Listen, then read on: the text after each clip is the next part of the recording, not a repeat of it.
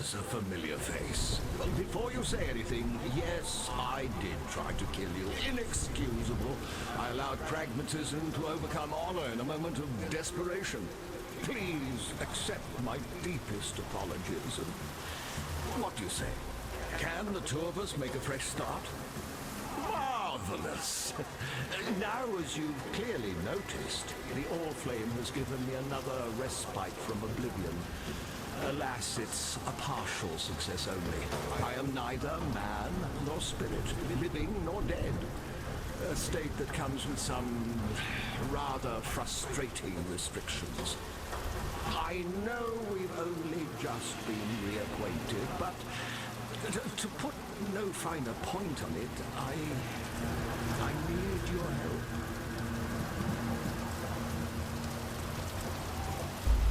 Interested, are we? Oh, splendid! In return, I have a gift or two that I may bestow upon you with a click of my translucent fingers.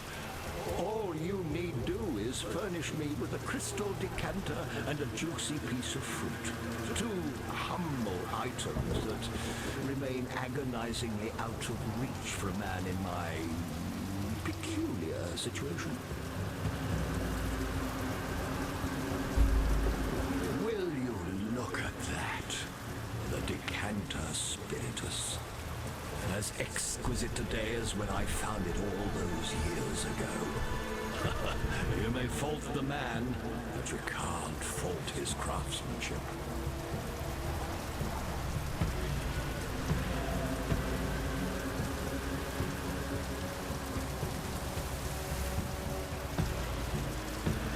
I'm sure you've heard of Malachi by now.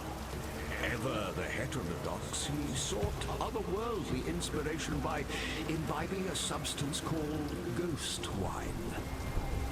For the purpose, he created the decanter spiritus.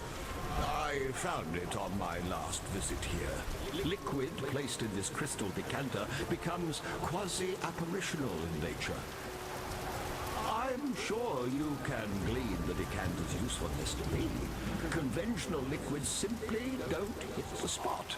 I am one sorely parched revenant. I hid the decanter spiritus in the marketplace so as not to cause temptation to the less morally steadfast in my crew.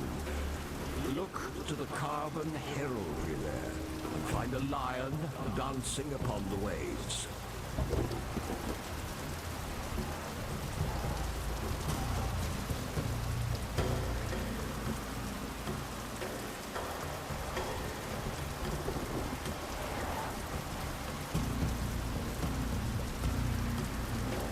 May I serve you? Emperor Chittus was stabbed in the posterior by his own Lord Mayor on the eve of the Purity Rebellion. Chittus's grieving gemlings buried him in the Imperial Gardens, and a plum tree was planted upon his resting place, so that his mourners might taste of his glory for years to come. I found that tree, and one of my men tasted its fruit. I've never seen so much agony crammed into such a brief moment. This may seem a peculiar request, but please bring me one of Chittus's plums.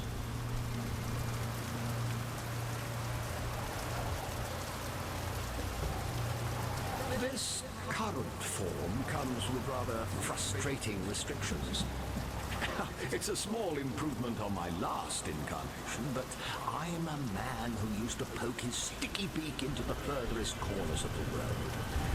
Now I can barely cross the road. It was no mean feat getting here from Siren's Cove, I can tell you. So here's the truth of it. I intend to sup upon mine own death. Oh, fear not. The All-Flame will resurrect me, and with luck, will restore my full freedom.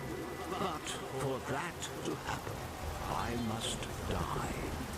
And in such a manner as to excite the All-Flame to utmost ferocity. I am convinced that only the fruit of Chittus can provide the demise of sufficient tragedy. Life is full of painful choices, is it not?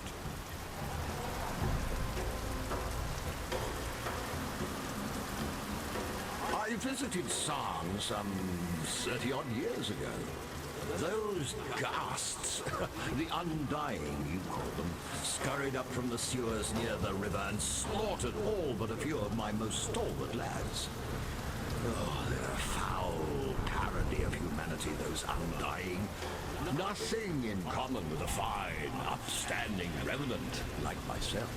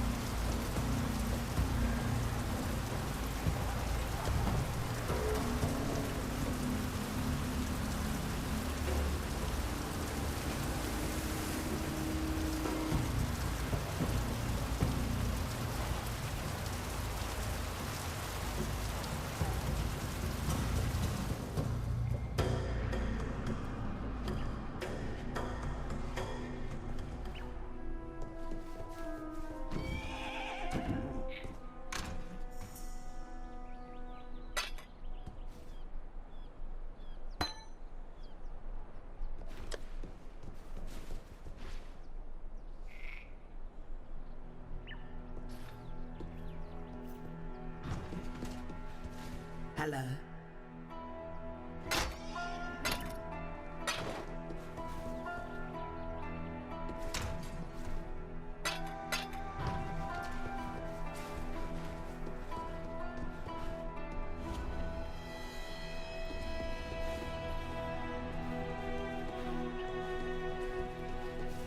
You looking sharp? What do you want? Traversing the sewers under the river. I should have thought of that myself. Yet, the more of a picture you paint of that undying concoction in the sewers, the less I want to see it. If you manage to destroy it, expect a storm of undeath to descend upon you. The dark is their home, and there'd be nowhere more homely to the undying than a pitch-swathed drain under a river.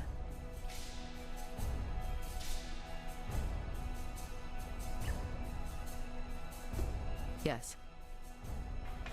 This ribbon spool device. Why would the blackguards want to protect it? And why on this side of the river? What is its import to them? And why have they not taken it back to their encampment? I give you only questions, I know. You found this near the Solaris Temple? Then perhaps that's where you should look for your answers.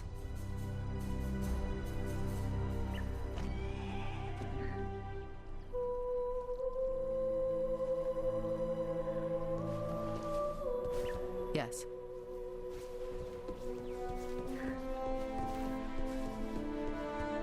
What is it?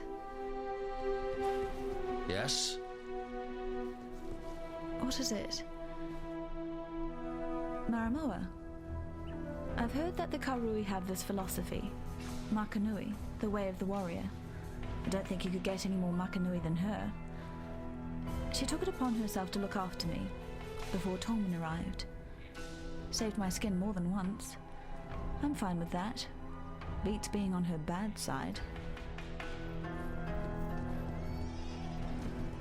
Hagen likes to think he was my kind old uncle back in Theopolis. Granted, the work he gave me saved my parents and I from starvation. This was after my father lost the family fortune at the card table, and we had to give up the manor in the country for a flea box in Theopolis. But he's not half as generous as he makes out. When Hagen gives you something, you can be damned sure that he's getting his pound of flesh in return. No one should have to go through what Grigor has. I help him as much as he'll let me, but he's a proud one, and so he should be. He's survived what has destroyed too many of us.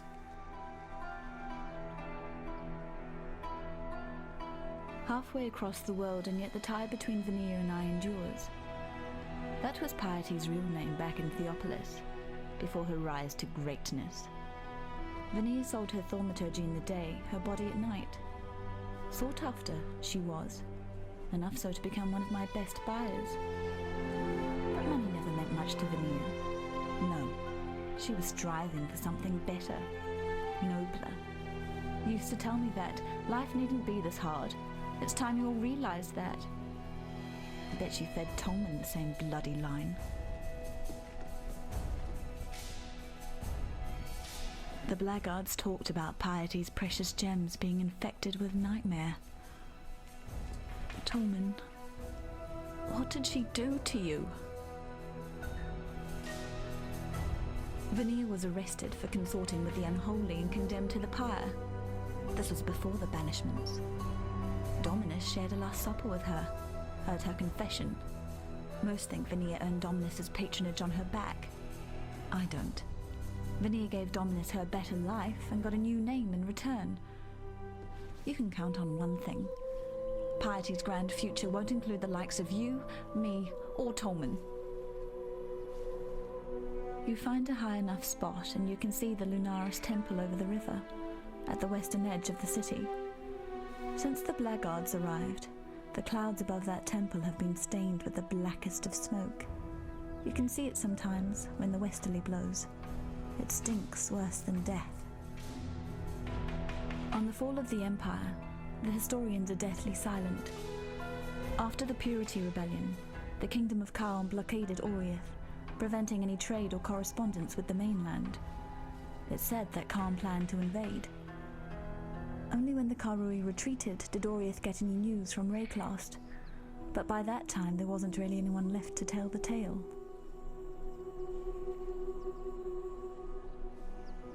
I know.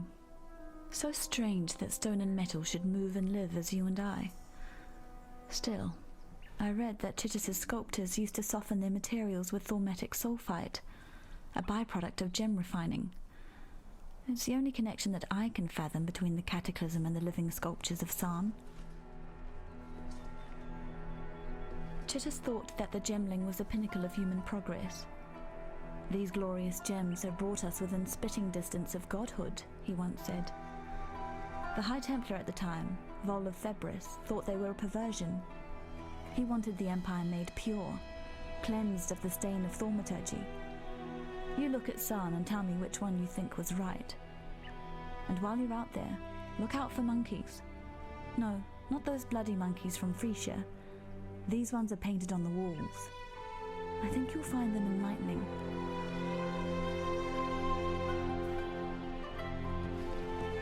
Something caught your eye? Need something? Greetings. What's going on? Hello.